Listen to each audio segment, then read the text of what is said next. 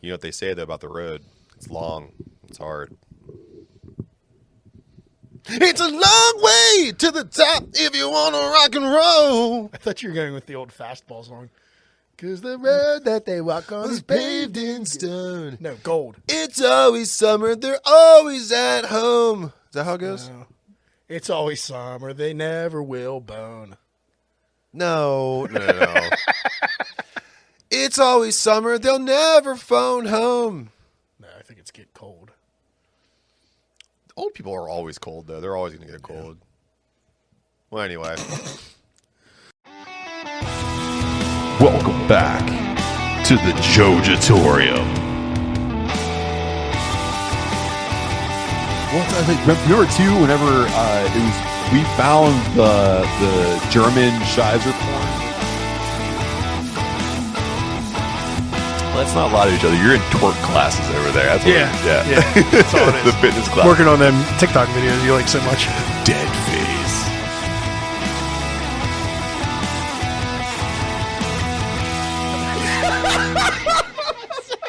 Got right in front of you.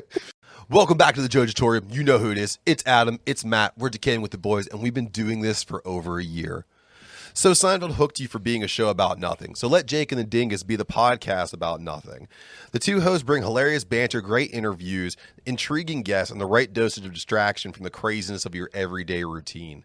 Jake and the Dingus can be found on Spotify, Anchor, YouTube, and Apple Podcasts. Give them a follow on Twitter and Instagram at Jake Dingus Show, but make sure you tell them that the boys sent you. Adam, we're finally back in the Jojitorium. It's just me and you, though. Hey, There's room for us to... raw emotion. Just raw emotion, just me and you, this animal magnetism that we've had. Sick game of hide and seek in part number 2 this week, hopefully. Yeah, absolutely. So I want to know, man. We didn't have to ask each other this often, but what have you been up to? I've been running around doing stuff for the homebrew club mostly. Okay. This week, so much so that I broke my phone before I had any beers that day, and it's been a hectic week. That feels like an Xbox achievement. Broke your phone before beers. Yeah, broke my phone. Went to 8 breweries this week, all on school nights. Yeah, not my. I don't feel great. I'm not well. I don't feel good about myself. Well, speaking of not feeling well, I was sick Sunday because I didn't come over for Revolution, and then Monday completely tapped out. Not COVID. I don't know what the hell it is, but I'm just hurt. But I'm good today. I've been taking my vitamins and saying my prayers like Hulk Hogan told me, and I feel better. So I'm glad that I can finally get up some energy, and I've been, of course, writing diligently for this show and bringing you what you want to hear and see. That's why we're here. For you. Creepy whispering. Great. We're back in the Super saddle. dramatic. Yeah. You know what else is dramatic? First round beers. It's a first round. You brought beers, put them together. Call first round beers. What we got? We got, my phone just went off. We got Most Dope from Allegheny City. It is their hazy IPA, award winning. I believe they won an award for this beer, 2016, 2017, Okay. maybe. Back when they first opened. This one's clocking in at 5.4%, if I didn't say that already. And it features Galaxy and Strata hops. Okay. So it's nice and even and smooth, and I think got myself my own can. Really full. If you want to go to Allegheny City, all you have to do is just search them out on all social media. It's Allegheny Brewing on all social media, and they have their own website, of course. You can see what's on tap over there, and they have food trucks and everything too. So They have food trucks quite often, and they're on the North Shore, but they have a parking lot right next to them, so it's easy to park for anybody that's concerned about that. is it a tricky parking lot like Hitchhiker, or is it a No, it's just straightforward. Oh, we love Hitchhiker, but that parking lot is a parking lot of doom. Because all I want to do is park next to the place I want to go, and there's just old ladies in windows waiting. Yeah, that's the a-holes across the street that fucked that up for them. Yeah, that's it. Park there, motherfucker. Find out what happens. I just got new binoculars. You're going down, bud. So go ahead and take your first sip, Adam, and let's see what you think. And I'll be drinking from Adam's wonderful Boondocks glass that he gives me all I the time. got me a Dogfish Head glass. So go ahead, talk about it. So it comes through like it should. It's kind of a lighter hazy, so you don't get too much of that kind of like pillowy haze feel, but it still has a good mouthfeel. The hops are great. Color's great. Good aroma from what... Yeah, I smelled that when I cracked the can. Yeah. So it's all good. It's just not as thick, and that goes a lot towards that lower ABV. Yeah. So And it's there's more of a fruitiness to it. I'm getting more of that, which is I like that in a hazy.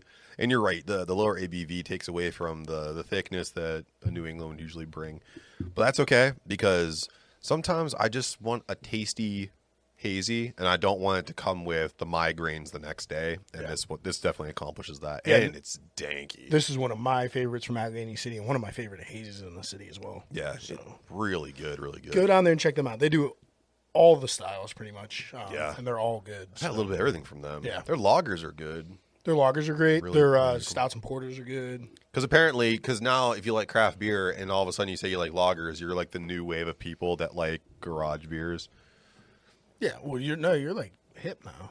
I know, which is so dumb. I've always liked lagers. You're in Pennsylvania. Who doesn't like lagers? We've been drinking Yingling since you were 21, since I was like 16. All them Gen Zers, that's who. Ah, dear Lord, put it in a paper bag. So, Adam, while we sip on this wonderful beer here, we're going to go through our Bets of Doom, AEW Revolution recap. So, off the rip, can we agree on one thing? I'm good at UFC predictions. You beat me once. Yeah, and then we tied a bunch of times. Yeah, So, yeah. so I'm good at it. Yeah, you're pretty good at it. Yeah. I can't. Or I'm bad at it, and you're just as bad as I am. No, one of the two. I'm really good at it. But scripted combat for some reason I can't seem to get right because I lost this Bets of Doom again for pro wrestling. I can't seem to pick right when it comes to scripted combat. You got to get more of that redneck side out. Maybe you'll do better. I watched NASCAR before we picked last week. Did you really? I was like, "That's how you did it." I got my Hams hat on and my flannel on. I was ready That's to how say. I did it. Yeah, and then you got your Amiga the Devil. Yeah. That's country as fuck.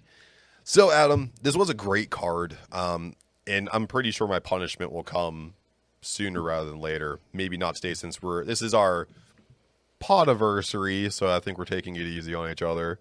Yeah, I don't have anything planned for you today. That's right, because you went to 8 breweries this week.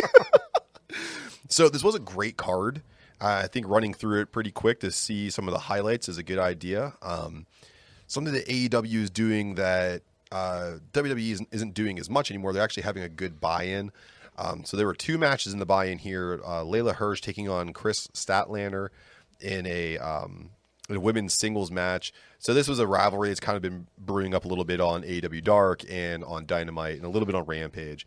That was a great showing by both women. High energy, some botches here and there. But I still think that plays to, they're both still relatively young to prime time wrestling. Layla Hirsch really is, yeah. Yeah, but I thought Layla Hirsch impressed me a lot with her strength. Yeah. And then when she went to more like shoot wrestling, I thought she looked really great. And then Statlander, I think, has more of like the theatrics down pretty well. This match went almost 10 minutes with Hirsch doing some heel stuff because she is going heel, and she was able to hit Statlander with a turnbuckle. Excuse me, I'm going to cough a lot. I'm sorry. I'm going to try not to. Just edit them out. You're going to have a busy week. I know. That's the last time I'm coughing, people. I'm telling you right now. But Hirsch hits Statlander in the head with a turnbuckle, an extra turnbuckle piece, and pins her. And that's going to set up a feud. I think a good program for a while between those two. And then you sprinkle in some of Red Velvet in there, too. She's been running around.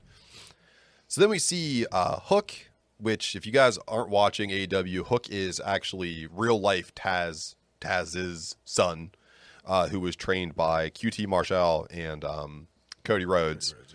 So, and QT is trying to be the I'm your teacher. I was the better one out of the two of us. I'm going to show you that. The cool thing about this match I liked was that actually QT gave Hook some fits with a lot of the heel maneuvers that he was using. But damn it, that good-looking hook. Yeah. Can't beat him, man. Can't beat that hair either. No.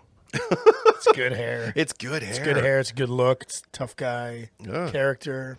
It's solid. It's solid. It's my favorite thing in wrestling right now, I think. It's working for him too, man. I mean, he decisively kicked QT Marshall's ass in this match in 5 minutes flat, and hooked him up with what's called the Red Rum now. It used to be the Taz Mission, but it looks good, man. I really like it. So great start to the card, I think there, and then once you go to, did you do Red Rum? Red Rum, yeah. So then we go into the first match of the actual pay-per-view, and this was it's still buy-in. Yeah, there was 3 buy-ins. I apologize. That's how good this match was. This next one coming up here, we had the House of Black, which is Malachi Black, Brody King, and Buddy Matthews taking on Penta Escuro. I'm saying that right? Yep. And then Eric Redbeard with Alex Abrahantes doing his best Dracula impression. Good Lord. It looks terrible. He went to a Halloween warehouse or whatever and just bought everything. Yeah, he's like, I'm just going to be this. And he just pointed at a whole Painted wall. his face all red and shit. And he has like the Catholic thing with the sage or whatever the fuck in there. Yeah. He's walking down like, oh, bless us be almighty. So this six-man tag team match basically became a tornado tag. Like, pretty much right off the rip. yeah, there was no holding anyone to the actual rules of a tag match here, which was fine, and it gave these teams room to do what they do best, and that's like big power spot moves. Brody King is the fucking man. I don't care what anyone says. That dude is a big man that wrestles like a small man. He's your spirit animal. He really is. If I could be as tatted and as strong as him, I'd be a happy camper. I do like his tats. Yeah. Super envious. This match went to pinfall. There's no way to describe it other than it was chaotic, it was story driven, and the right team won. It was super ridiculously booked at the end Yes. with everything happening at once. But yeah, the pushers get into the right side on this. Yeah. And Eric Redbeard got brought in to take the pinfall, which saves everybody. But he's not signed, right? He just came in for this. I think he just came in for this because Phoenix is injured. That's right, yeah. You know, Which could set it up for down the road when Phoenix comes back. Right. Yes, well, that'll be cool because Ray Phoenix is like a can of kerosene to that fire, and it's just gonna. No, AEW could only sign one wrestler and one lady who never wrestled before this week. I don't think Redbeard got signed. Damn it. We just got Jeff, my dog, Hardy, and Paige Van Zandt. The best thing about Jeff Hardy coming out this week is that his brother was getting his asshole kicked inside out, and he's still like, There's so many memes about that. It's like he still did like 4 air thrusts, and then okay, let me go do my shit, I better put my dick away and run down and save my brother. And his freaking Doc Martens, his untied Doc Martens. Oh Lord, yeah, and then Paige Van Zandt. Thanks for signing, by the way. Whew, good Lord, like seeing you on camera. I hate her. You don't like her? She's fine on camera, but I think I didn't like her as an MMA fighter. I don't like her as a wrestler. I think she'll be fine. I think she's gonna be a better version of Ronda Rousey. I mean, Yeah, it's not a steep hill to climb. I'm not saying she's Charlotte Flair. I'm just saying she'll be a better MMA turned professional wrestler than Ronda Rousey. We'll see. Yeah. I don't think so. I'm against you on that one. We'll see. We will see. So moving to a match that we thought was not going to be that great ended up being pretty damn good. It was Eddie Kingston taking on Chris Jericho in a singles match here. This was good. I'm going to let you take this. The Judas Chris Jericho came out looking like Jesus. I'm He was ripped. Take dude. that. He's back in. He's looks back in shape. great. He could definitely go. He immediately got dropped on the back of his neck, and I thought the match was over. Like, I thought he was legit hurt. I thought that was shoot stuff. It was a very like hard hitting, like not a lot of high flying, but like some risky moves, hard hitting, very Japanese style driven match, and our boy Eddie made him tap out, which was great after some brutal laid-in spinning back fist. They looked great. Yes. Eddie got his gut out. I loved it. I loved everything about this match. He got his big old, oh, man. It's like, oh, he just got done working on a sink and then and then came to the ring, man. He reminds me of me after one of the many bachelor parties we've been to. I'm just like, is it time to go to bed yet? Why am I tired? It's like, oh, man, he looks super drunk right now. And then he throws that half and half. He's like, no, he's all right. Yeah, he's doing well. He's so strong. He's like underratedly strong. It's And I like his jungle pants. I kept saying, look, he's wearing his jungle pants. Yeah. Because they're like baggy, but then they're tucked into his boots so spider doesn't crawl up there. Yeah. It's a goofy ring wear. I love everything about him, though. Jumanji 3 starring Eddie Kingston is going to be wild. So much to criticize about him, but he's just good. Yeah, and then the promo he cut following on Dynamite was great. Of course, Chris Jericho with the Chris Jericho Appreciation faction now, which is weird. They missed it. They missed it. Inner Circle 2.0. Or just It's right there. couldn't they? Well, I don't know how. I don't know if that Yeah, because they could have went with like a Canadian theme, except Jack Swagger's in there still. yeah, and he's all I know American. that. I know that tag team's Canadian. Yeah, 2.0. I don't know if the Garcia. Garcia He's is, not. No. But hey, listen, it's gonna make for a really cool match whenever we see the rest of LAX come through to join. Was a Proud and Powerful in Kingston, so it's good. Homicide's coming back. I hope Homicide comes back. That'd be pretty cool. Where's Nick Gage when you need him? You know, just let him come back too.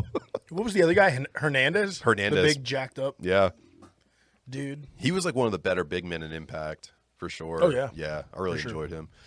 So moving to a match here where we were both wrong on our picks, but it ended up being a fantastic match. Sadly, because I ain't picking no fucking Luchasaurus. I know. And I watched it in this match, and I was like, I almost wanted to text you and be like, "Are you okay?" No, I wasn't. Because in full disclosure, I had a couple guys over here, and we were drinking beers, and there was a huge disagreement about how fucking good Kyle O'Reilly is. And I was like, oh, well, you'll see when he gets the belts. And I just kept talking shit the whole match, and then Didn't happen. they didn't get the belts. Listen, if this allows Red Dragon and the Young Bucks to have a little bit of a epilogue or epic whatever showdown together, A rivalry, thank you. a feud. Words. I would love it. Do you need any more synonyms? No. Did you give me a thesaurus for my birthday? Program. But I think this is going to set up. They don't need a belt. They don't need belts. Oh, I think it's setting up for belts, though. Which would be cool. I think it's going to Trios belts. Yeah, that'd be cool. Yeah. I'd really like that. It's also coming to head for Kenny Omega to finally come back and really I think we ignite might this. see that double or nothing. I think we might see Omega join the Bucks against this faction That would be for the trios belts, or maybe Adam Page joins the Bucks. That'd be Since kind they're of cool. Kind of like, They're still yeah, there's something in weird love there. with each other. Yeah. So anyway, Jurassic Express won this match. Don't worry about it. It was a great match, but Botchasaurus lived up to his name, he did. missing that spin kick by a mile. But like this match, you could kind of Probably brought a tear to Jade Cargill's eye by how much he missed that freaking Jesus. spin kick. But you could kind of tell once the match kicked off, and then it was like the first angle of the match was Red Dragon and Young Bucks like, we got to work together. Like, how can you though? If there's only 3 teams and it's not elimination. So we move on to the Face of the Revolution ladder match. And this is for a future AEW TNT championship match. Wardlow, Christian Cage, Keith Lee, Orange Cassidy, Powerhouse Hobbs, and Ricky Starks. And no surprise. No surprise. Yeah. I was a little bummed at that. I'm really impressed in this match, by the way, by Orange Cassidy. He fit in just how he should have. Some comedic relief, did some spots, hit a little bit of offense. Loved it. Loved it. Blew his shoulder to pieces. Yep. And then got wrecked. Good Supposedly Lord. the only injury from the whole pay-per-view, though. So, That's pretty good. and he's only expected to be out a few weeks. And it's him. He wasn't in any Yeah, advancing storylines No. or anything. So not that I don't want Orange Cassidy to be hurt, but he's not ruining He future. can come down for best friend matches with his buddy Danhausen until his leg gets better. And Yeah. maybe they'll form a tag team or something. I would love that. Yeah, it'd be like a better Chaos Theory. Orange Cassidy, definitely my least favorite person in this match, just on paper, but he was used well. Yeah, I think there was too much of the big men all fighting each other instead of doing a few more dynamics with the other little guys. They Yeah. did really well with Orange, but Ricky Starks didn't shine very much. I don't think. Yeah, Ricky Stark. I mean, he had some shine, but Christian Cage, I don't even remember anything he did. The one thing I remember Christian Cage doing is eating that spear from Ricky Starks through the ladder, which was that was pretty cool. That's true. Super impressed with Wardlow. This was his chance to really solidify himself as one of the future stars of this organization, and he did a great job here. Feats of strength, feats of agility. I mean, he did a great job here. Clearly, Came off with some character, not only here but later in the night. yeah. I liked how this went, and just like how we thought, I think we both were kind of leaning towards Keith Lee. They're not putting belts on guys that come from WWE too quick. So they didn't strap up with Keith Lee, which they'll do down the road. Keith Lee is going to be around the title scene very quickly. I know that. But right now, Wardlow's earned that spot, and they really let him have it. And they gave him the opportunity to do what he needed to do, and he delivered. So kudos to Wardlow on this one for defeating all of these motherfuckers and getting the ring. Hell yeah. Love it. So then we move on to the AEW TBS Championship with Jade Cargill with Mark Sterling defeating Ty Conte, who brought Anna Jay down with her. This match started off really cool. Best start to any of the matches. Beat Best. Eddie Kingston dumping Jericho on Yeah. his head. I was like, oh man, what's going to top? If you thought that was stiff, So if you didn't watch this, for some reason, because there's no reason, there's no.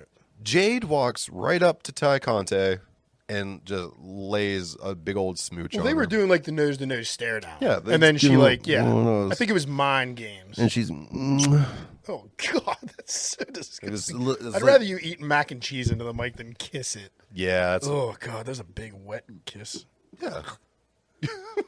There's all kinds of fan art now, too. Twitter is... Good. Twitter's dirty. Carrying it off. I saw a meme today where it morphed their kiss into when Tay and Paige Van Zandt were facing off. Is it please? Yeah. Please? It was a good it was a showing by Jade. Yeah. The quickest match on the main show. Yes. For good reason. She does not need to be in there for 10 minutes against anybody. Not yet. Not yet. Not yet. There's going to come a time where she gets someone with good chemistry. I think her and Conti have good chemistry, and I'd like to see what they can do down the road. I think. Yeah, I think this might continue. I don't know. Well, I don't know. Now Tay's going in with Paige maybe, but I think down the road that could be a good matchup again. Yeah. I just want to see whenever Jade gets a real opponent that takes her past. I think her longest match was around 8 minutes. yeah, I think with Ruby. Yes, and so I want to see someone maybe Thunder Rosa, if she could. Maybe. That'd be good. Except she's gonna be the women's champion. She in a is. few days. Oh yeah.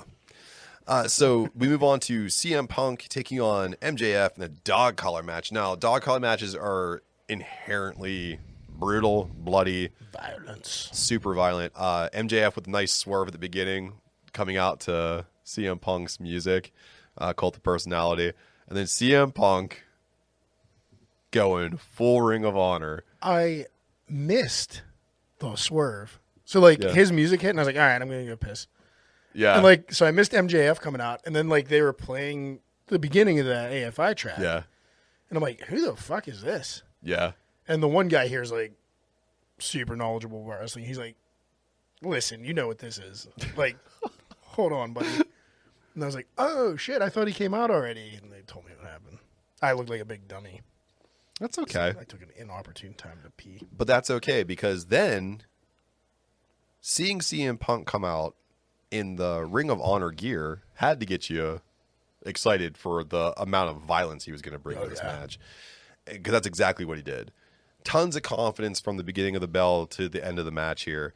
Some of the spots that I really enjoyed weren't even spots that I would say are like spotty, I guess we'd say. But the thing I like the most here is whenever they were stretched all the way across the ring, and CM Punk like just used his neck and he like took MJF off of his feet and then just started just twirling it and bringing him in. It's almost like a I know I'm your fucking dad moments. Like just fishing him in, and from there it was just a bloodbath. My favorite spot was not a spot either. It was when MJF grabbed the microphone and said, "You want to quit again and let everybody else die?" And he just said, "Eat shit, Max." I was like, perfect. And then the whole crowd started chanting, "Eat shit." It was a great match. And damn, it was a 26-minute match. Yeah. Over 26 minutes. And CM Punk started bleeding profusely in like 5 minutes in. Yeah. Yeah. There was a close-up of that gash on his head. It was big. That was a tough one to watch, man. And of course, highlighted by the turn of Wardlow. Yeah. Coming down, trying to find the diamond ring and just couldn't find. Oh no, it's in my pocket. Maybe CM Punk would like this. You want to play with this ring? You play. And then CM Punk just nice, fucking stiff punch. Yeah. Beautiful. I don't know where MJF goes from here. Probably into something with Wardlow, I would say. And then CM Punk, I think, is on the title trail now. I think so. Yeah. That's what it seems like. Yeah, I mean, if you want my prediction of where MJF's going, he's going to interfere in that TNT title match and cost Wardlow the title. And then they're going to go into a program. Because I want to, so also spoiler, Scorpio Sky has the TNT title now, and I want to see Scorpio carry it. Yeah. Keep I don't it, want to be. I don't want that to be a transitional. No, not at all. Because that match I think is this week on Dynamite, so they'd only hold it for 1 week. Yeah. Oh yeah, I would hate that. So I think that's where they're going. Okay. And I think that makes sense. I think so too. Yeah, and that gets a nice feud going between them. So then we're going to move on to a match that I was kind of underwhelmed by. I had more hope for this one. It's Dr. Britt Baker, DMD, taking on Thunder Rosa, and this is for the AEW World Women's World Championship. There you go. You got it. I know. It takes me a second sometimes. But this match was a little sloggy for me. It wasn't as fluid as some of their other exchanges. I thought the tag match they had on the Go Home show was better. Yep, than this. I agree. The problem here is that Britt Baker has shown that she has the acumen to wrestle well without outside interference, and Thunder Rosa deserves a clean match. I think this was a prime opportunity here to at least reduce the outside interference and make it like a one-time spot kind of thing. At one point, I felt like Thunder Rosa was wrestling a 1-on-3, and I lost interest. Yeah, this match just never had my attention. Like maybe the first 5 minutes. Yeah, and I was just like, got into conversation here and like wasn't really paying attention. It was tough, man. And then Britt Baker takes it, and then so there's going to be a quick rematch here in a cage between her and Thunder Rosa. That might be where the title changes hands. Maybe. But it depends. We'll see what happens. Have a better match. I don't know. It was serviceable, but it wasn't their best. They have better chemistry than that. Maybe they knew that other match was going to take place, and they're just like, let's get through it. Yeah. To move on to Jon Moxley taking on Bryan Danielson in a singles match here. They went 21 minutes. This match was violence versus skill. Yeah. 100%. I really enjoyed this match. There's not much to really dive into until the very, very end. Jon Moxley defeats Bryan Danielson by a shifty little pin, which I thought was cool. And then our NXT dad comes out, William Regal, and wrangles these two bloody hosses with big open hand slaps. Just chonk. Get in fucking line. Oh man. Did a little head rubbing with Moxley. It was fucking cool. Yeah. The basement went crazy down here. Oh yeah. And then for the rest of the night, to probably everybody's delight, and I'm being sarcastic, I just kept screaming, "War games!" War games. No, he has to say blood and guts. Blood and guts. Doesn't work. Nah. Tea time. Oh, jeez. So the match was great.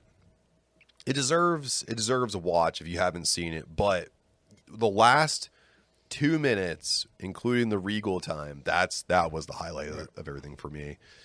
The next match, baby faces went over. Alan Guevara, Sting taking on Andrade El Idolo, Matt Hardy, and Isaiah Cassidy. It happened. The Spanish Fly on the stage was pretty cool. And then Sting's splash Sting almost was cool. killed himself, yeah. Yeah. And then the end happened. Yeah. And the old Walks Hardly, Matt Hardy, rolled the wrong way. Yeah.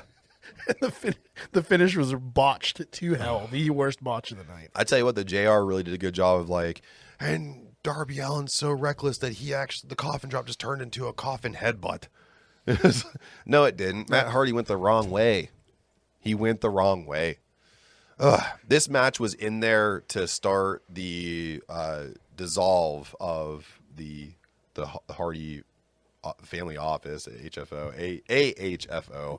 They keep adding. It doesn't matter. I didn't want to watch this match before it started, and I was disappointed I had to when it was over. Yeah, except for the two big spots, which were cool. Yeah, and I like Sammy Guevara a lot, so that was cool seeing him do his thing.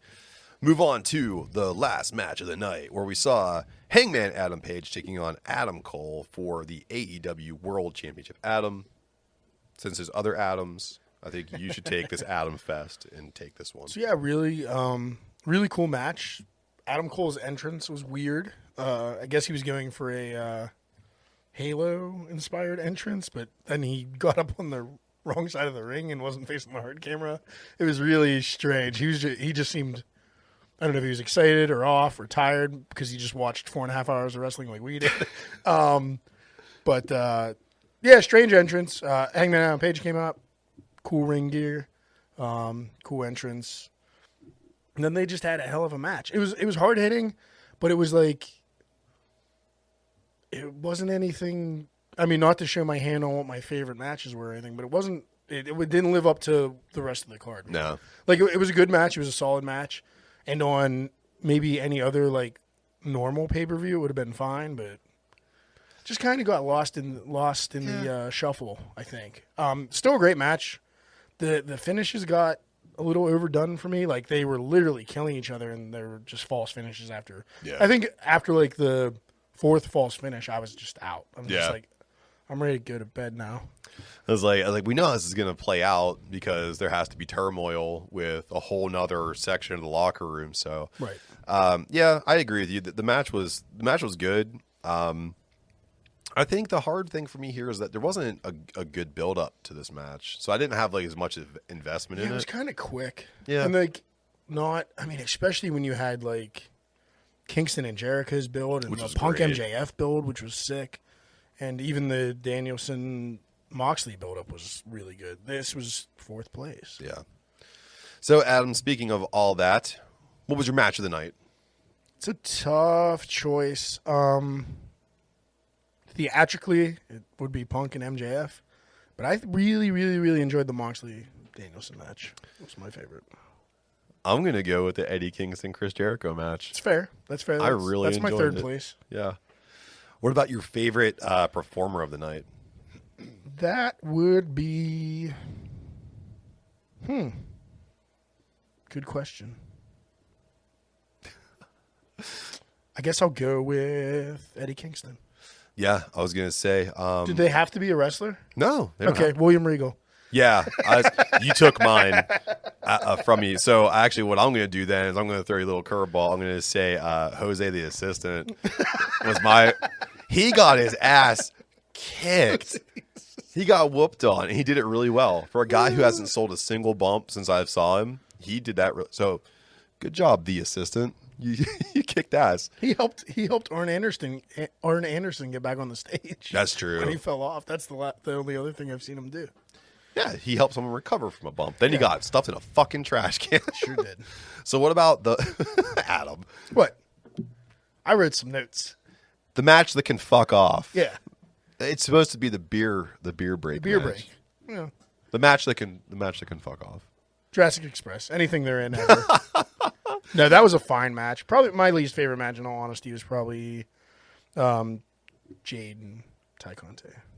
I was actually going to go with. Oh no! Fuck that! No, it's the six man. Yeah, so we're gonna agree on that one because that's where I was going to go to. Because I thought even though Jade and Ty wasn't as strong, it had better chemistry, better movement. And Jade came cosplayed out as Jade from Mortal Kombat. That was awesome. And then she's on Twitter like, "Quit hitting up my gear maker. Like, it's not gonna happen."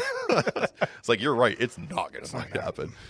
So, from Buckle to Bell to Bellator and back, the boys bring you the best combat news in the biz. So, we have to talk about Cody Rhodes.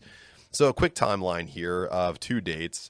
Rhodes loses the TNT title to Sammy Guevara, and we didn't know this was going to be his last match, which occurred on January 26th of 2022. Then we see on February 15th of 2022 when the pro wrestling news feed goes ballistic with the departure of Cody and his wife, Brandy. The initial rumors were it's a work. It's Tony Khan's writing. It's to get Cody into the title picture, to like void a contract, sign a contract, blah blah blah. Then our Lord and Savior, Dave Meltzer, breaks the news. It's Uncle not Dave. It's not a work. It's legit. It's everything you think it is. And guess what? WWE's in on it. They want Cody Rhodes. They're interested, yeah. Then the talks go cold. Does Cody Rhodes return to the company that he besmirched for War Games? Well, WrestleMania. Yeah. We don't know what's going to happen right now. And then there's now the new thing is with Tony Khan taking Ring of Honor that Cody Rhodes may come in and run Ring of Honor. Right. So honestly, I don't know. Although Tony's already said in interviews like he's booking that, he's doing everything with that too. So, and that's what Cody didn't like about AEW. I mean, some of maybe his alleged problems with AEW. Well, and there were some people in the back room, like small, brief rumblings where people were like, "We're happy that Cody is gone. He was a problem." And same thing with Brandy. Then other people came out and dispelled that. So it's tough to say what's what. But honestly, I like Cody Rhodes a lot. I wish him nothing but the best. And whatever decision he makes, I hope it's the best for his family. I think we'll have to see him plan for something for Mania this week, or I don't think he'll be at Mania. It won't happen. There's only a few weeks left. Right. But Seth Rollins doesn't have an opponent. That's true. Yeah. Kevin Owens has a shitty fucking deal going on with Stone Cold. Everything I was excited about is sucking. Yeah, it's shot. Thank God I have Peacock already because there's no way I would have paid for this pay-per-view. I probably still am not taking my whole weekend to watch it 2 nights in a row. No. I'm going to pick and choose. I'll probably just watch it all Sunday. Yeah. Or wait till Monday and listen to some reviews first or something. Fuck, it sounds terrible. Support Wrestle Talk. Oh, yeah. Forgot to mention, Tony Khan bought Ring of Honor. I have a big announcement. Everybody have a big announcement. I bought RH. I saved him. And that was the thing. Like, first he came out manic as fuck on whatever pills he's on. And then he was like, I have a big announcement. 20 years ago, this company started. And then he didn't say the name of the company. He just said ROH. I was like, why wouldn't you say Ring of Honor, you big dullard? Like, you just dumb pants. Like, and why do you put on that fake voice? We all know you have a little weasel voice. Yeah. Just use it. We've seen you after the shows. You were like, thanks for coming out to the... Yeah, he needs to relax. Tony Schiavone needs to be like, hey, man, this is how you actually do this. Like, let's... Like, remember how you were speaking whenever we were cutting promos against Impact? You should try that again. Like, let's go back to that. But I like to use my big voice. I'm really excited.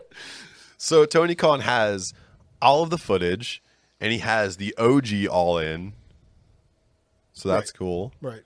And then he has... I forgot that was a new... and he has tapes on all of these premier stars that were like, they're still in WWE, AEW, Impact, all over the world. So the rumors now are it's going to be a developmental, kind of like NXT was WWE, and that AEW stars are going to be going back and forth between Ring of Honor and AEW, which would be kind of cool.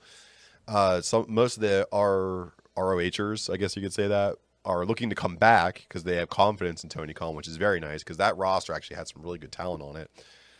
But the problem here is that can Tony Khan balance two promotions with Rampage continuing to sink in ratings?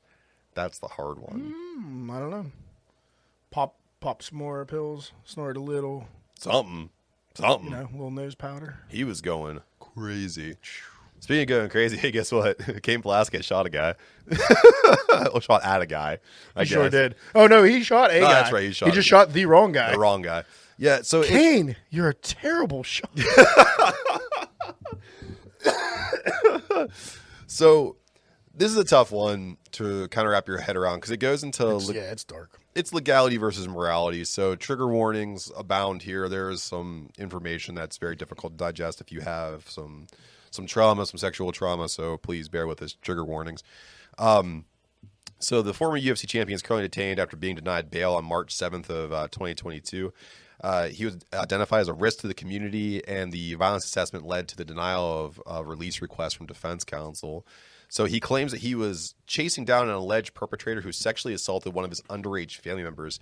To this moment, there's not a whole lot of evidence to support that. So it's kind of like a man's word on why he did what he did and going after someone who attacks like an innocent population.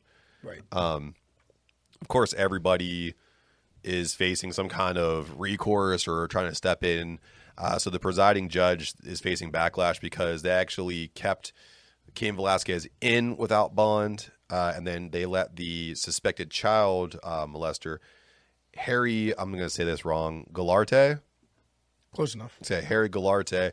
That was the intended target from Cain Velasquez. He is out in the streets right now. All GoFundMes have been taken down that were supporting Cain's legal fees because of GoFundMe's policies on violent crimes. Right. And last but not least, Joe Rogan weighed in stating that Cain Velasquez should have just beat the living shit out of the suspect and left the gun behind. I agree with that. Yeah. I do agree with Joe Rogan for once this year. Yeah, but I mean, legally, like, the judge did what he could do. It's 100%. It's 100% fact that Cain Velasquez shot somebody. Mm-hmm.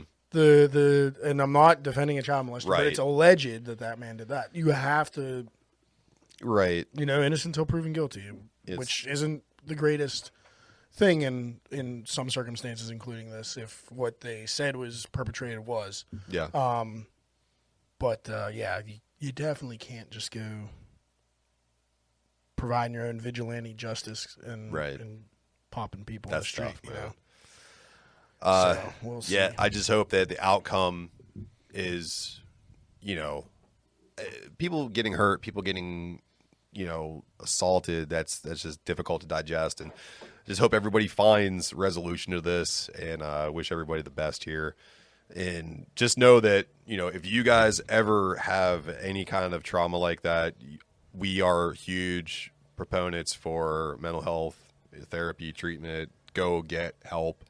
Don't listen to two shitbirds talk about this and think you don't need help. Go get some help. Talk to somebody. So on a lighter note here before we go into a break, Covington wins against Masvidal, and he wants Dustin Poirier next. So UFC 272 was a fun card. What's up? No, that's fine. I mean, that's fine. I just don't get why. Like, what's Poirier have to gain with that? What I mean? I don't know. I wasn't saying anything about what you were saying. I was just like raising my hands at Colby Covington, like, good, go ahead. Well, that helps me out because I was going to ask you if you think that was a good fight or not. No. I'm a big fan of Dustin, and I don't think that's a fight he needs to take. For some reason, Covington thinks that this is his next logical step. It probably is for him. I mean, and maybe it is. It depends I don't know how good that Covington Masvidal card did. If that ended up being big money, then go ahead. Then it does make sense. Yeah. I mean, it does make sense on paper. It doesn't seem like Poirier's heart's in this unless it's for a title, and he can't really get back into the title picture until he beats somebody. True. And he's just at a level where beats somebody is a somebody. I don't know. It's tough. I fucking hate Covington, but we were right. He beat him on the ground. Yep. Out-wrestled him. Yeah. So speaking about wrestling, people, our sponsors continue to out-wrestle all the competition, and we're going to go into a break, and we're going to put them in that break. So if you support our sponsors and you support us, and when you support us, you bring some pretty cool stuff. And I'm pretty sure you've seen all the cool stuff we've been doing lately, and we have some pretty cool stuff. We got really cool sponsors, really big announcements. We'll see you on the other side.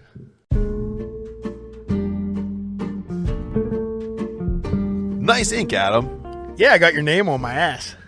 I was talking about your forearm, though. Oh, yeah. Well, I've been taking care of it. Yeah, it looks great, man. What are you using? I'm using Lucky 13's tattoo cleanser and healing ointment. This ointment is incredibly fresh and invigorating. It effectively removes all surface oils and dirt while not dehydrating your new tattoo. Dude, I actually got some of Lucky 13's tattoo balm.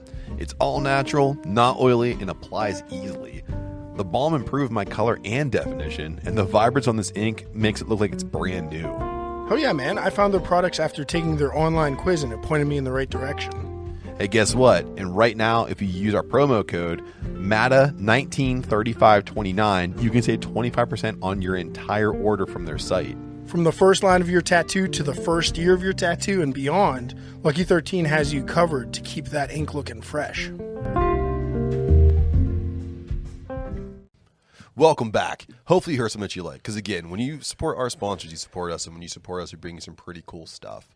So we are in round 2. Adam, you brought some more delicious beers. So put them together. Call it round 2 beers. What do we got? Sweet chin music, baby. We got one of the latest and greatest from Union Brothers Brewing up in Harmony, PA, up north, up the 79 corridor. It is their West Coast IPA called Picket Line, and this is their third version of it. So it's Picket Line Volume 3. That's pretty cool. And this West Coast IPA is coming in at 8%, and it features CTZ, Cascade, Citra, and Simcoe hops. Some heavy hitters. Yeah. I'll pop it. Yeah. Ooh. That was the one. That was the one. So, man, I can already smell that. Uh-huh.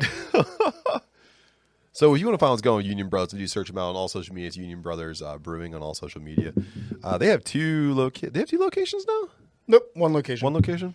They just got a new brew facility. Yeah. To get the beer, it's one location. One spot.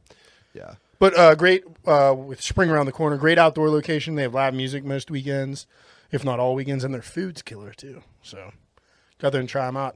They make all, again, much like Allegheny City, all great styles of beer. I particularly love their IPAs and their sours. Oh. Phenomenal too. Yeah, I've been a big fan of the IPAs from Union Brothers. But they had a Union Brothers Light that they just put on. Really? And it's good. Oh, nice. It's just like a light lager, super crispy. Watch out. Nice and bright. Watch out. If you like lagers, you're a grandpa now, okay? So relax. I feel like a grandpa today. That's fine. Grandpas. I know I'm your daddy. Grandpa's guitars? So, Adam, I threw it out to social media for a social media smackdown. I asked you guys to pledge your allegiance.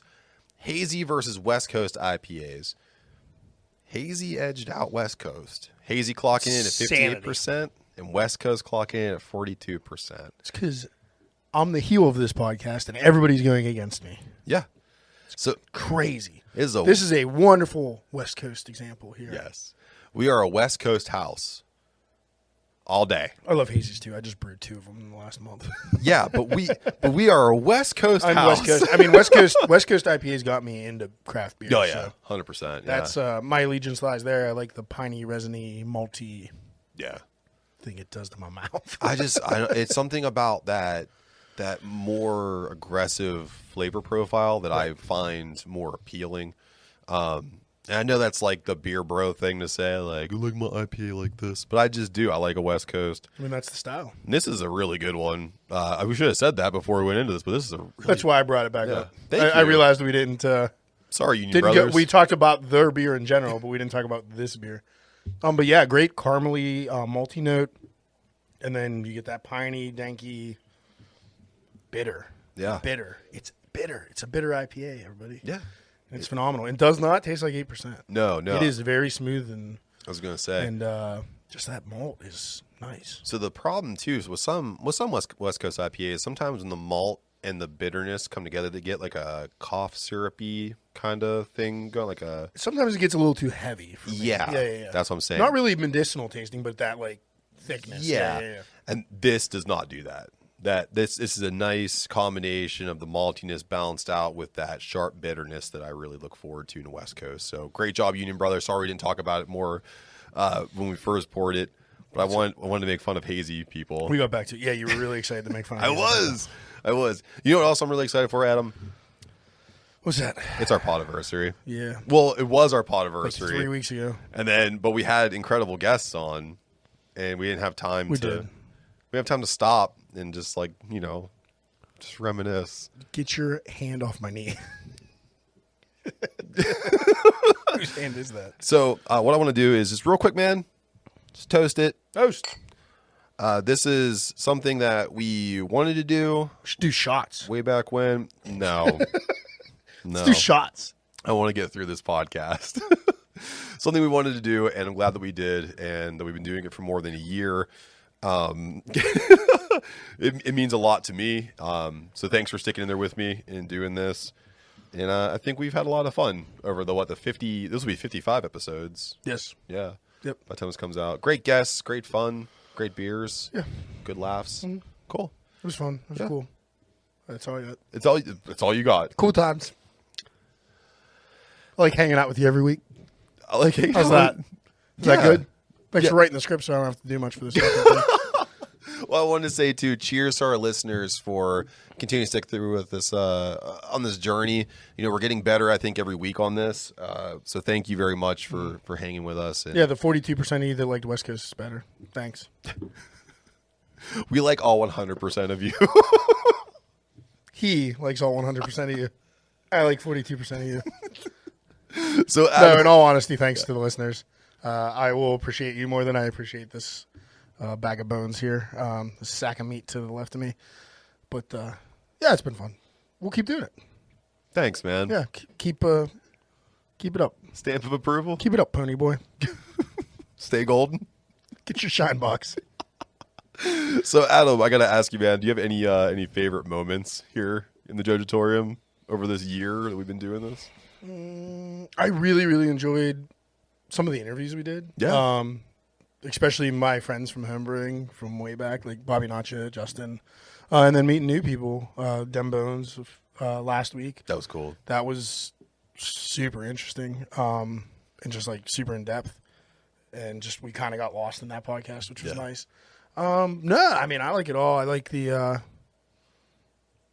bets to do. I really enjoy the Mount Rushmores because we get to argue and bicker.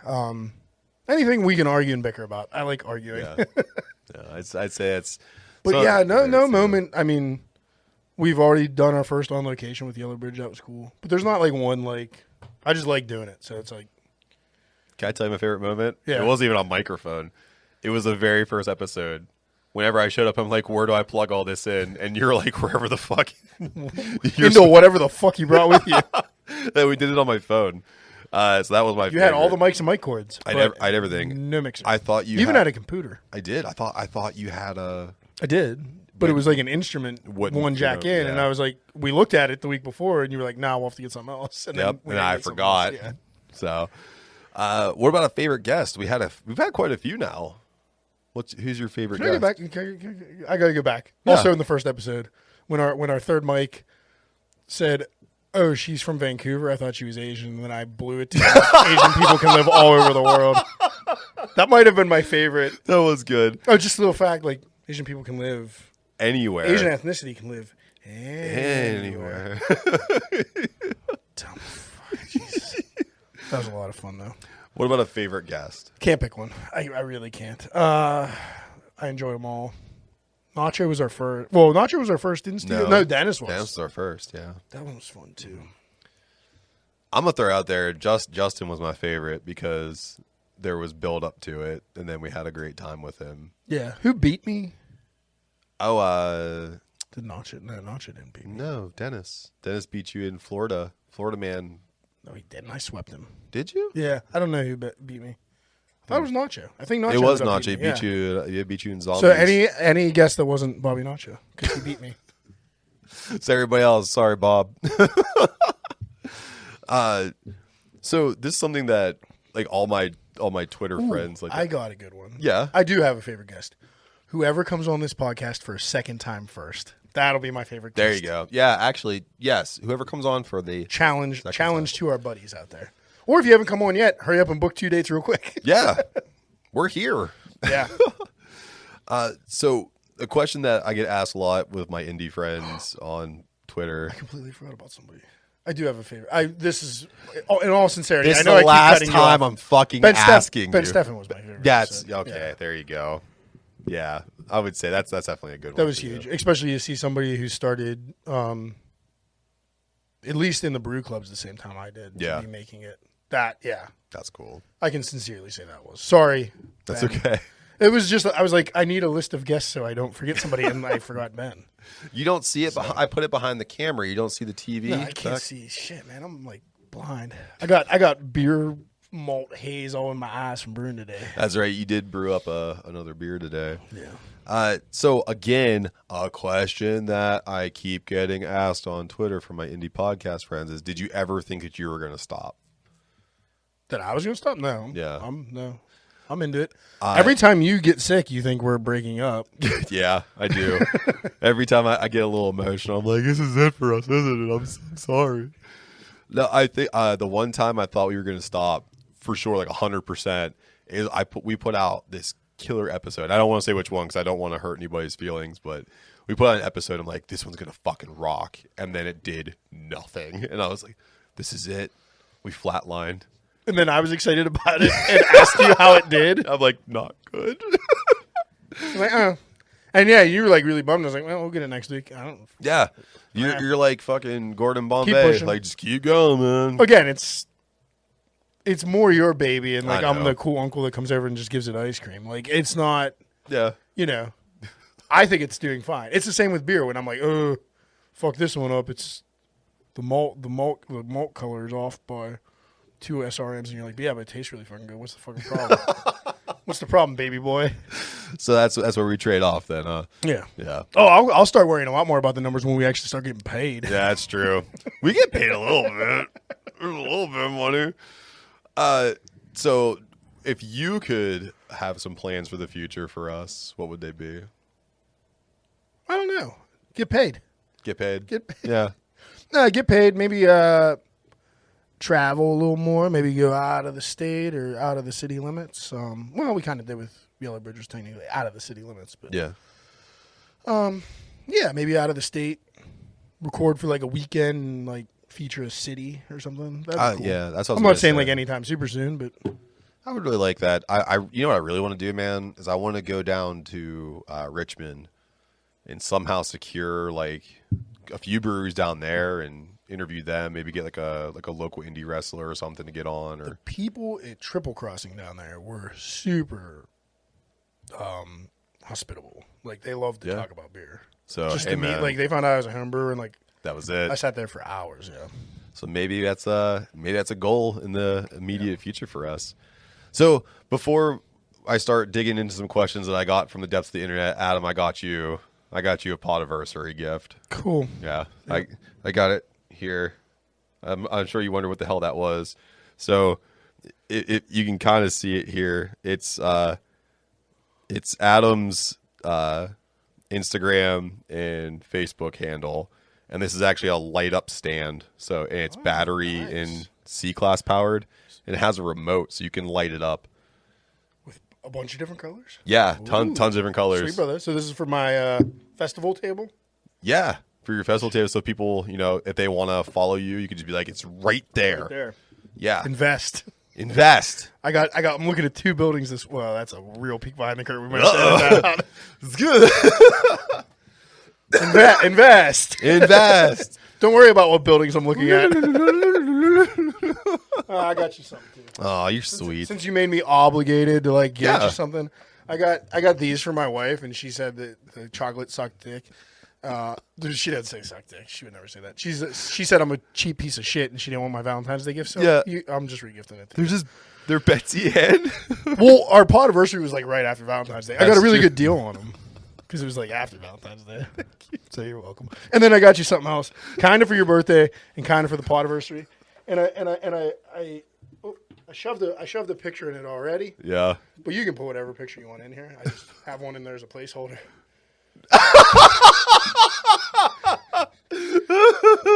Look at this photograph. I just raided your Facebook and found the most embarrassing picture I could find. Yeah, it's me in a hot dog costume. Where did you find Chad Grogan? Etsy, baby.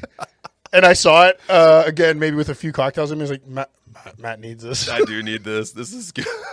So there, you can put some decaying with the boys' picture in there at some point. Thank you very much. But for now, it's you in a hot dog suit. Well, thank you. And I have chocolates and I have Nickelback to keep me warm at There night. you go. What more does a boy need?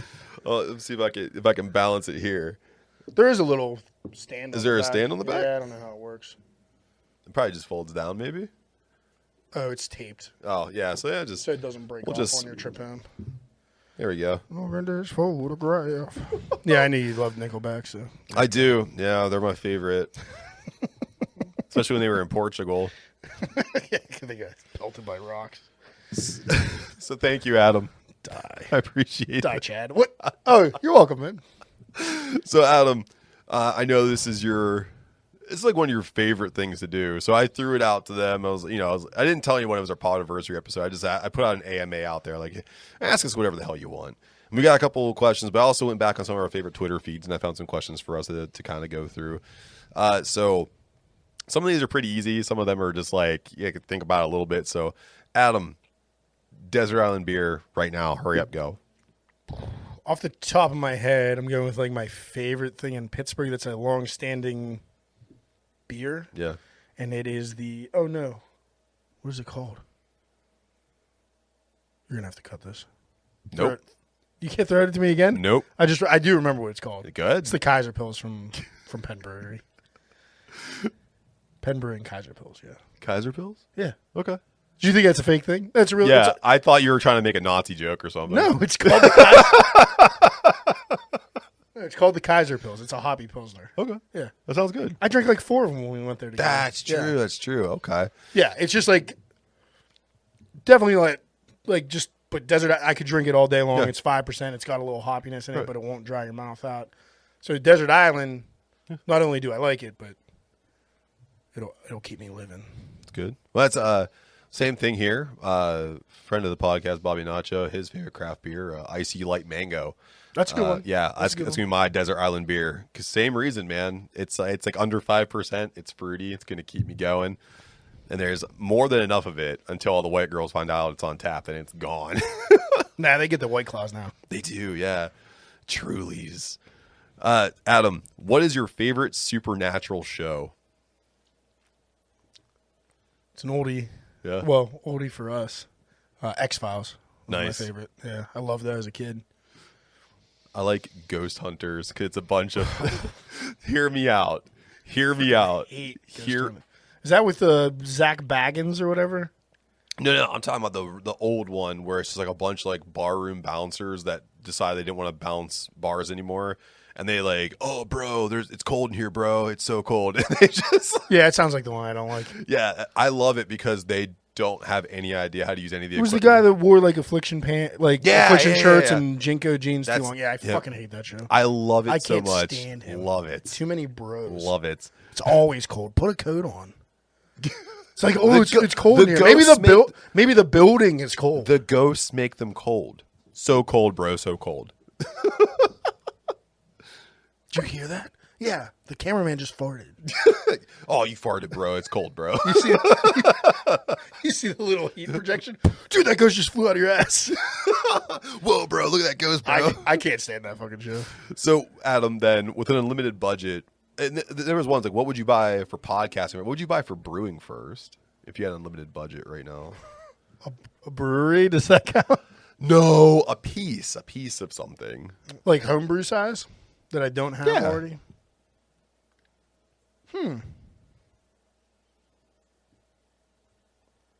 Maybe a plate chiller.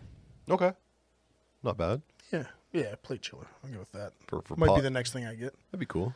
For podcasting, I want the Rode board. Oh, nice. I want that Rode board bad. I want those fancy Shure microphones. Oh, those would be They're nice. Shure, I don't know. They're like $600. Yeah, we don't have that kind of budget. They look like they'd sound nice, though. They feel good on my face. You know what they sound like? These microphones. Yeah, probably. You can only polish a turd so far.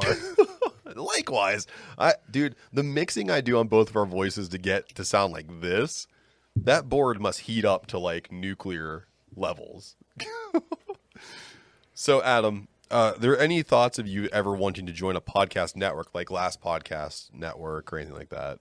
Would you like to do something like that? If they're wildly successful, Yeah. and we can instantly start making money, yes. You're really on the money. Yeah, thing. I mean, I just, I'm on the heel, man. You're the heel of the group. Yeah, I think that would be more your thing because you're like really into the podcast community, Yeah. and I'm still on the fringe of it. I'd like to get more into it this year, hopefully, but you're just out there hitting the Twitter harder than I am. I try my I have best. a page, I just don't use it. You liked one of our things on Twitter once. Yep.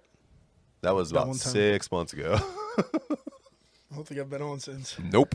You're like, I better shut him up, and you did it, and then you talked about it on the show, and then you never went back on. I can't be disappointed if I never see it. True. Adam, which of your tattoos hurt the worst? Wait, you didn't answer that. Oh, about joining a podcast network? Yeah. No, I want to make a podcast network. I'm okay with that too. Then we'll become wildly successful. Off of other people's talent. Exactly. Cool. I'm in with that. I have a whole group of friends right now that I think it would work really well. Adam, which of your tattoos hurt the worst, and would you change or get rid of one of them? Ooh, I definitely wouldn't change or get rid of any. Which one hurt the worst? It might just be because I'm older now. Yeah. So like my most recent one, right when he did the liner and this dark black right down here on my wrist, that was pretty brutal. That's a tough one. Yeah, I was like biting my tongue on that. And other than that, like right in the fatty part of my arm here, I have a really deep black part. Oh, yeah. And that didn't feel good. That was a tough one. I'd say, It just felt like burning. yeah. Yeah. The one in my ditch, the ditch of my arm, I have a really deep red rose there, and that hurt so damn bad. I was surprised how much my ditches didn't bug me that much. Really? I thought it would be super sensitive, but I had both mine done. This one was some deep black, and I got wrecked. Everyone thought they're like, I got my elbow done too, and they're like, your elbow's got to hurt. Like, no, elbow just tingled a lot. the very, very point of your elbow hurts, but it's like 10 seconds, and then Yeah. you're done with it. Right. I mean, I've had mine Done a lot. I've had problems getting mine saturated, so I've had it done like 6 times. Yeah. It never gets better. And the last couple times we threw a liner needle into it to see if that would get it to stick. It's like, put nope. it deeper, and that just hurt worse. But we keep trying. Yeah. And so I need to book an appointment to get Me this too. arm finished. Yeah, same. So there's actually one I don't know if I'd change it, but I think I just want to have my artist touch it up. I have that tiger balm up there, and there's just some spots where it fell out a little bit. And That's nothing that's not touchable. no, I cheated on my artist, and when I was away and got one done. You got caught. I got caught. He took one look at it, and he was like, nope. So I'm sorry. I'll get it fixed. I promise. I'll pay you lots of money. I think to my do it. original artist is coming up from Virginia for this Pittsburgh Tattoo Expo. Oh, it was at the Steel City Inc. or whatever. Okay, that's good. His name is Vanis Orr. Oh, okay. his name. Nice.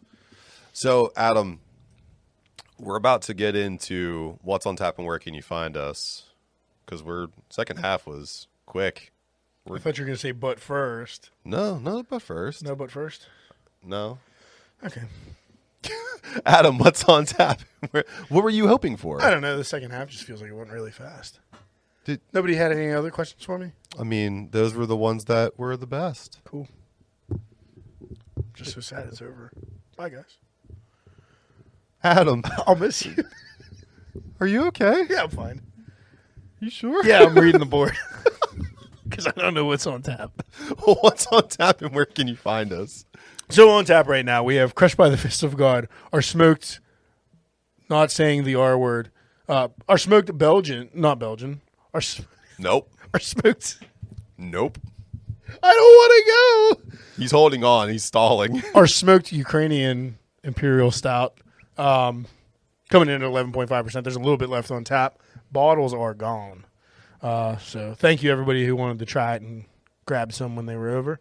Then on tap number 3, we have Hair of the Hog, which is our Irish Red Ale for St. Patrick's Day coming in at 4.6%. And then we have Clouds Over California version 3, I guess. Yeah. Hazy IPA 6.4. And then in the fermenters right now, we have another Clouds Over California because I wanted to switch the hops up right away before I forgot. And today we just brewed Dark Roots, which you can get at the Dark Roots Barbershop. Right. Probably in about a month. Cool. So. Nice.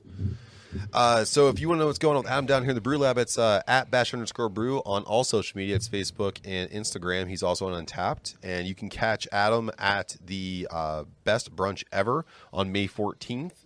You get your tickets from... No, Chad! You can get your tickets through Fueled by Hops and also to the Brews and Bruises Festival on June 4th. You can still go through Fueled by Hops for that as well. Get your tickets. They're all still available here. We have another one, too, and I'm looking it up. So and go while ahead I with talk yours. about us, the boys, we are at DWTB on all social media. That's Facebook, Instagram, and Twitter. You can send all of your questions, comments, and whatevs to our Gmail account, decayandwtb@gmail.com. Don't forget we're on Redbubble with all of our gear. You can get T-shirts, hoodies, clocks, mugs, hats, whatever you'd like to support us. And just don't forget dad hats are always $19.52. And we're on YouTube. Take a second, check us out, hit the subscribe button. It does nothing for you, but everything for us. Helps us out a ton. So did you find that other one? I did. It took me forever. I'm sorry. No, go ahead. We will also be participating in the Breweries in PA Homebrew Invitational. And first round of that is taking place here in Pittsburgh at Hop Farm Brewing again on July 16th. Oh. So come on out. For the general public, it's just a normal beer festival. Come and enjoy your tasting. But as far as our side of it for the invitational part, we will be taking a beer to get judged to move on to the finals to be claimed possibly best home brew in PA. So, but come on out and check it out. I already know what competition beer I'm doing, but I'm not letting you know yet. Surprise. And then we'll have something real fun on too for everybody to try. So, yeah, we got one in July. Sounds like Street Fighter. You know, It's a little bit, and the award is a belt. So Is it a it's belt? A cash prize and a title. A No wrestling way. title, yeah. So dude, I'm excited. And the finals will be up in Mifflinburg at Rusty Rail. you look like M. Bison a little bit. I feel like E Honda. So thank you. Psycho Dust. But yeah, that's pretty cool. We got some other ones in the work I can't talk about yet. Yeah. And there is we're way out and ahead of this, but Brewing Up the Cure is coming back in 2022. Oh, nice. October 8th. We will be there. I think tickets are on sale now, so Are they? scoop them up. Yeah. Wow. But registration's not open for breweries, but we will definitely be there. Cool. Yeah. I'm going to jump on that as soon as possible. Yeah, wonderful. And again, too, at @bash_brew, at DKandWTB. Check us out, follow us, like us, subscribe to us, join our cults, drink our beers, listen to our podcast, watch our videos, join us, love us. Celebrate celebrity birthdays. Bah, bah, bah, bah. Just one this week. Yeah. Well, two. Not friend of the podcast, but awesome all-around guy from what I understand. Common R&B singer. Oh, yeah. Pretty cool dude. And then our late friend of the podcast, cult leader supreme, L. Ron Hubbard. Praise The Xenu. father of Scientology. He really just wrote a science fiction book, but people pay a lot of money to get through them levels. Love you, Tom Cruise. Love you, Tom Cruise. Love you, Xena Warrior Princess, I think. So if you want to find what's going on, L. Ron Hubbard, do search him out on all social media. At L. Ron Hubbard. At L. Ron the Egg. You think Xena? I think Xena the Warrior. That should have been in the AMA. What? What celebrity, fictional or non-fictional, do you think is in a cult? Oh, like I'm just gonna cut this part. no. I need to answer this now. So you're asking me what fictional character I believe is in a cult? Yeah, like I think Xena Warrior Princess is probably a Scientologist. Yeah, I believe that, and I think David Carradine's character in Kung Fu is probably in some weird sex cult. Well, that was On the nose. that hit a little close to real life for him, didn't it? That's yeah. Hanging on the corner, So if passed out in the street. until next time. And Cheers. I was just beating my meat. Cheers. Cheers. Bye. Bye.